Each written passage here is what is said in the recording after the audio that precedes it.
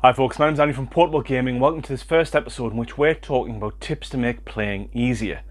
Now, a tip I'm going to bring in is both for DMs and for players, and it is using a player confederate for the DM. Now, I'm using this term from the psychology background, in which a confederate is somebody who would be part of the researcher's experiment made to look like another participant, so they can help with things, experiments on groupthink, following behaviour or authority, and the idea is that the confederate helps the researcher get the desired results to test people's responses. And where does this fit in with role-playing, you might ask? It's simple. Role-playing games at their heart are collaborative storytelling experiences. That's what they should be. That's the one they're always the most fun, at least in my opinion. And having a DM confederate means you can always make sure that happens.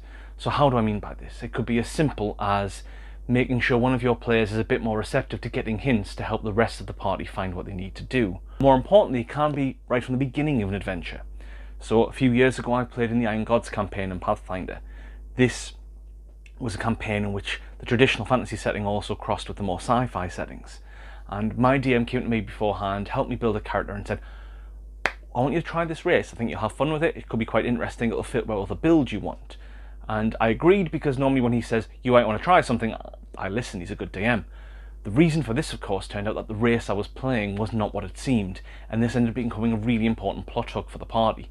Now, it didn't make it all about me, which is the key thing to worry about here, but it did mean that the party had a more vested interest because my character and their characters had become very close, and what had transpired meant that we were all more intrigued.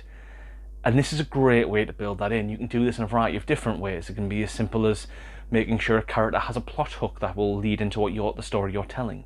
Making sure that the players have the right builds there. I once helped my DM when we started up with a new group, where he gave me a secret ability that wasn't going to be something I used very often, but might be the thing that would turn the tides if we all started struggling in combat because they were inexperienced players. And this is a great way to help foster that kind of relationship and that storytelling with your party.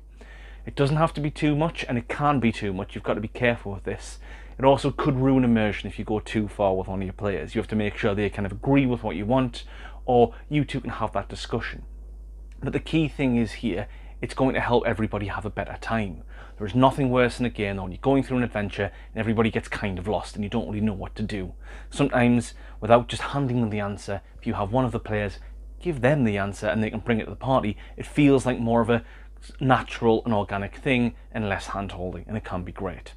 But let me know what you think down in the comments below. Do you think I'm totally off base here? Have you tried this before in the past?